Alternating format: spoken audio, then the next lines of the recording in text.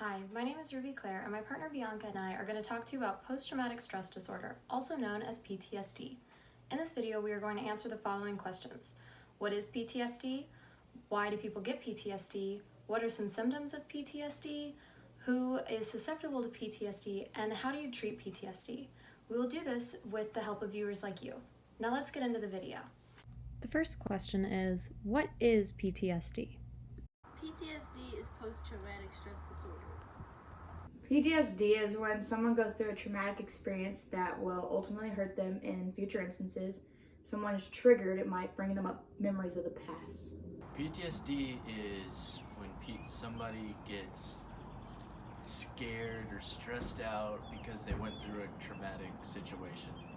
PTSD is something a person can develop after they go through a traumatic event.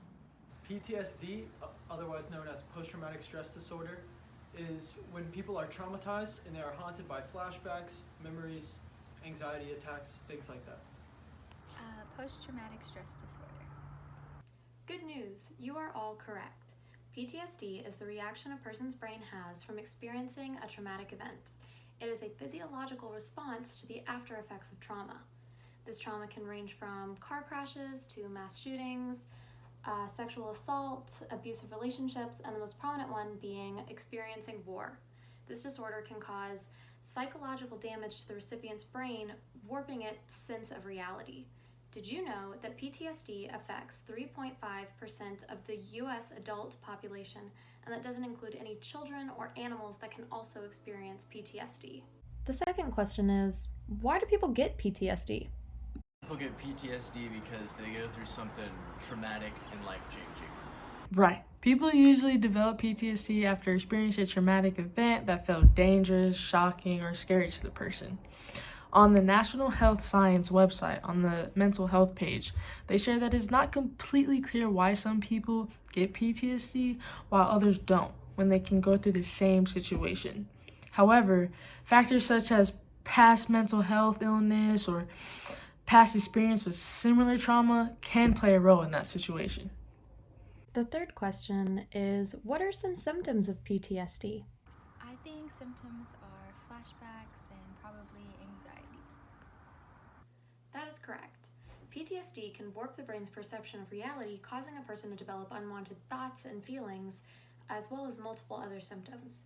These symptoms include behavioral changes such as new levels of irritation and aggravation, psychological changes such as mistrust, flashbacks to certain events, and severe anxiety. There are often changes in mood such as survivor's guilt and the tendency to become more closed off. Another common side effect of PTSD is insomnia due to flashbacks to past occurrences. But overall, the most common side effect to PTSD is unwanted thoughts and feelings, as well as overall emotional detachment. The fourth question is, who is susceptible to PTSD? People who experience trauma are susceptible to PTSD, whether that be physical, emotional, or, whatever the sort. From a personal perspective, my father, who is a veteran, served in the military for 20 plus years, experiences PTSD pretty much every day, especially while he sleeps.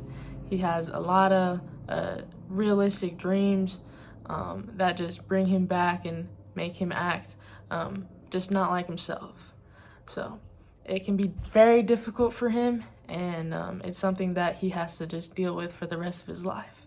It is estimated that 1 in 11 people will be diagnosed with PTSD in their lifetime. Other people who have experiences with PTSD are those who have been in abusive relationships, people who have experienced mass shootings, severe car crashes, or any kind of abuse. The fifth and final question is, how can people treat PTSD?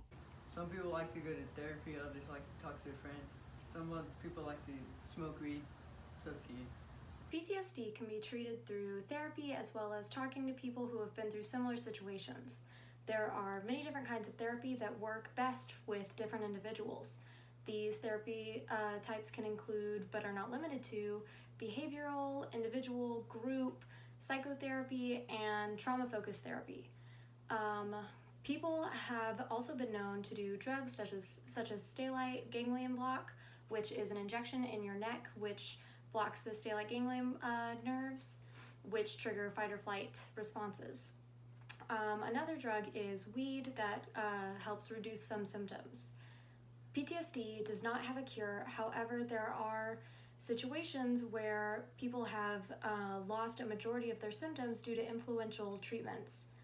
On another note, however, if PTSD is not treated properly, it can lead to severe side effects, including death.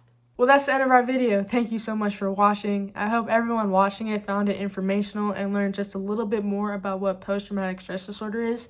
If you want to learn more or want just more information, I encourage you to go on some websites like cdc.gov or mentalhealth.va.gov. Thanks.